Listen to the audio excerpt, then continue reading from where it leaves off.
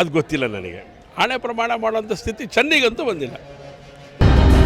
ಶಾಸಕಾಂಗ ಸಭೆ ಖಾಸಗಿ ಹೋಟೆಲ್ನಲ್ಲಿ ನಡೆಯಲಿ, ದೇವಸ್ಥಾನದಲ್ಲಿ ಮಾಡಲಿ, ಎಲ್ಲಿಗೆ ಕರೆದರೂ ಹೋಗುತ್ತೇನೆ.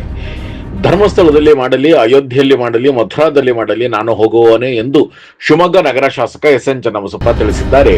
ರಾಜ್ಯಸಭಾ ಚುನಾವಣೆ ವೇಳೆ ನಡೆದ ಅಡ್ಡ ಮತದಾನದ ವಿಚಾರದಲ್ಲಿ ಬಿಜೆಪಿ ರಾಜ್ಯಾಧ್ಯಕ್ಷ ಬಿ.ವೈ. ವಿಜಯಣ್ಣ ಅವರು ತಮ್ಮ ಪಕ್ಷದ ಶಾಸಕರಿಗೆ ಧರ್ಮಸ್ಥಳದಲ್ಲಿ ಆಣೆ ಮಾಡುವಂತೆ ಹೇಳಿದ್ದಾರೆ. ಈ ಬಗ್ಗೆ ಪ್ರತಿಕ್ರಿಯೆ ನೀಡಿರುವ ಶಾಸಕ ಎಸ್.ಎನ್. ಚನ್ನಬಸಪ್ಪ, ಶಾಸಕಾಂಗ ಸಭೆ ಎಲ್ಲಿ ನಡೆಸಿದರೂ ಹೋಗುತ್ತೇನೆ, ಆದರೆ ಆಣೆ ಪ್ರಮಾಣ ಮಾಡುವ ಪರಿಸ್ಥಿತಿ ಚೆನ್ನೈಗಂತೂ ಬಂದಿಲ್ಲ. ರಾಜಕಾರಣದಲ್ಲಿ ಹಾಗೆಯೇ ಯೋಚನೆ ಮಾಡಬೇಕು. ಸ್ಥಳೀಯ ಸಂಸ್ಥೆ ಚುನಾವಣೆಗಳಲ್ಲಿ ಬೇರೆ ಪಾರ್ಟಿಯವರು ನಮಗೆ ಸಪೋರ್ಟ್ ಮಾಡಿದ್ದು ಇದೆ, ನಮ್ಮ ಪಾರ್ಟಿಯವರು ಬೇರೆಯವರಿಗೆ ಸಪೋರ್ಟ್ ಮಾಡಿದ್ದು ಇದೆ. ಸಪೋರ್ಟ್ ಮಾಡಿದಾಗ ಸಂತೋಷ ಪಟ್ಟಿದ್ದೇವೆ, ಸಪೋರ್ಟ್ ಮಾಡದಿದ್ದಾಗ ಯಾಕೆ ಬೇಜಾರು ಮಾಡಿಕೊಳ್ಳಬೇಕು ಎಂಬ ಯಕ್ಷಪ್ರಶ್ನೆ ಈಗಲೂ ಇದೆ. ರಾಜಕಾರಣದಲ್ಲಿ ಇವೆಲ್ಲ ಸರ್ವೇ ಸಾಮಾನ್ಯವಾಗಿದೆ. ಆದರೆ ಕ್ರಾಸ್ ವೋಟಿಂಗ್ ಮಾಡುವುದು ತಾಯಿಗೆ ಮಾಡಿದ ದ್ರೋಹವಿದ್ದಂತೆ. ಇದೊಂದು ಅಕ್ಷಮ್ಯ ಅಪರಾಧವಾಗಿದೆ. ಪಕ್ಷದ ಕಾರ್ಯಕರ್ತ ಮುಖಂಡರು ಸಂಘಟನೆಗೆ ಪೂರಕವಾಗಿ ನಡೆದುಕೊಳ್ಳಬೇಕು. ಬಿಜೆಪಿಯಲ್ಲಿರುವ ವ್ಯವಸ್ಥೆಯೊಳಗೆ ಸರಿಪಡಿಸಿಕೊಳ್ಳಬೇಕಾಗಿದೆ. ಬಿಜೆಪಿಯಲ್ಲಿ ಶಿಸ್ತು ಸಮಿತಿ ಇದೆ. ಶಿಸ್ತು ಸಮಿತಿ ವರದಿಯಂತೆ ನಾವೆಲ್ಲರೂ ನಡೆದುಕೊಳ್ಳುತ್ತೇವೆ. ತಪ್ಪು ಮಾಡಿದವರು ನುಣುಚಿಕೊಳ್ಳಲು ಆಗಲ್ಲ. ಕ್ರಾಸ್ ವೋಟಿಂಗ್ ಮಾಡಿದವರು ಹೆತ್ತ ತಾಯಿಗೆ ಮೋಸ ಮಾಡಿದ ಹಾಗೆ ಆಗಿದೆ ಎಂದು ಶಾಸಕ ಎಸ್.ಎನ್. ಚನ್ನಬಸಪ್ಪ ತಿಳಿಸಿದ್ದಾರೆ.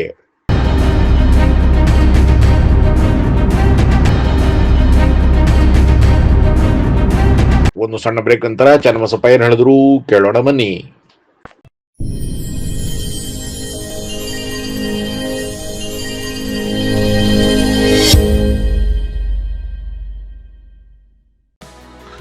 ಶಿವಮೊಗ್ಗ ನಗರದ ಸಾಗರ ರಸ್ತೆಯ ಗಾಡಿಕೊಪ್ಪದಲ್ಲಿರುವ ನಂಜಪ್ಪ ಲೈಫ್ ಕೇರ್ನಲ್ಲಿ ಜೂನ್ 15, 2026ರಿಂದ ಜುಲೈ 18, 2026ರವರೆಗೆ ಬಿನೈನ್ ಪ್ರಾಸ್ಟಾಟಿಕ್ ಹೈಪರ್ಪ್ಲಾಸಿಯಾ ಉಚಿತ ತಪಾಸಣಾ ಶಿಬಿರವನ್ನು ಆಯೋಜಿಸಲಾಗಿದೆ.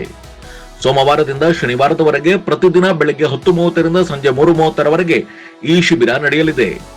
60 ವರ್ಷ ಮೇಲ್ಪಟ್ಟ ಹಿರಿಯರಲ್ಲಿ ಹೆಚ್ಚಾಗಿ ಕಂಡುಬರುವ ಪ್ರಾಸ್ಟೇಟ್ ಗ್ರಂಥಿ ಹಿಗ್ಗುವಿಕೆ ಸಮಸ್ಯೆಗೆ ಪ್ರಖ್ಯಾತ ಇಂಟರ್ವೆನ್ಷನಲ್ ರೇಡಿಯಾಲಜಿಸ್ಟ್ ಡಾಕ್ಟರ್ ನಿಶಿತಾ ಎಸ್.ಎಚ್. ಅವರು ಈ ಶಿಬಿರದಲ್ಲಿ ಉಚಿತ ಸಮಾಲೋಚನೆಯನ್ನು ನಡೆಸಲಿದ್ದಾರೆ.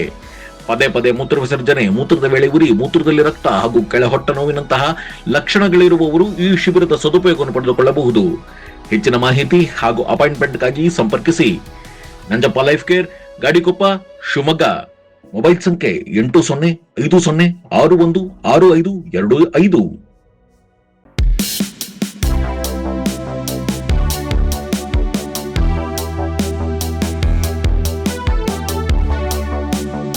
ನಾನು ನಿನ್ನೆ ಹೇಳಿದ್ದೇನೆ, ನಿನ್ನೆ ಕೆಲವರು ಪತ್ರಕರ್ತ ಸ್ನೇಹಿತರು ಬಂದಿದ್ದರು, ಅವ್ರಿಗೆ ಹೇಳಿದೆ ನಾನು ಹೋಟೆಲ್ನಲ್ಲಿ ಶಾಸಕಾಂಗ ಪಕ್ಷ ಸಭೆ ಬರಬೇಕು ಅಂತ ಕರೆದಾಗ ನಾವು ಹೋಗಿರೋರು. ಹಿಂದೆ ಮಂಜುನಾಥ ಸಮೇತ ಆ ಸ್ಥಳದೊಳಗೆ ಮಾಡ್ತೀವಿ ಅಂತ ಹೇಳಿದ್ರೆ, ಅಯೋಧ್ಯೆಯಲ್ಲಿ ಮಾಡ್ತೀವಿ ಅಂತ ಹೇಳಿದ್ರೆ, ಕಾಶಿ ವಿಶ್ವನಾಥನ ಸನ್ನಿಧಿಯಲ್ಲಿ ಮಾಡ್ತೀನಿ ಅಂತ ಹೇಳಿದ್ರೆ, ಮಥುರಾದಲ್ಲಿ ಮಾಡ್ತೀನಿ ಅಂತ ಹೇಳಿದ್ರೆ ನಾವು ಹೋಗಲ್ಲ ಅಂತ ಹೇಳಲ್ಲ, ನಾವು ಹೋಗೋರೆ. ಶಾಸಕಾಂಗ ಪಕ್ಷ ಸಭೆ ಅಲ್ಲಿ ನಡೆಯುತ್ತೆ, ಯಾವ ಜಾಗದಲ್ಲಿ ನೋಡಿದ್ರು ನಾವು ಹೋಗೇ ಹೋಗ್ತೇವೆ. ಅದರೊಳಗೇನು ಪ್ರಶ್ನೆನೇ ಇಲ್ಲ.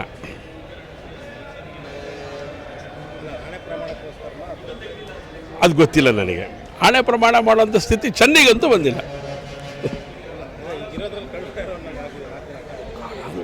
ನೋಡಿ, ಈ ಥರದ್ದು ಹಾಗೆ ಯೋಚನೆ ಮಾಡಬೇಕು. ಇದು ರಾಜಕಾರಣ. ಅನೇಕ ಸಂದರ್ಭದೊಳಗಡೆ ಒಂದು ಲೋಕಲ್ ಬಾಡಿ ಎಲೆಕ್ಷನ್ಗಳಲ್ಲಿ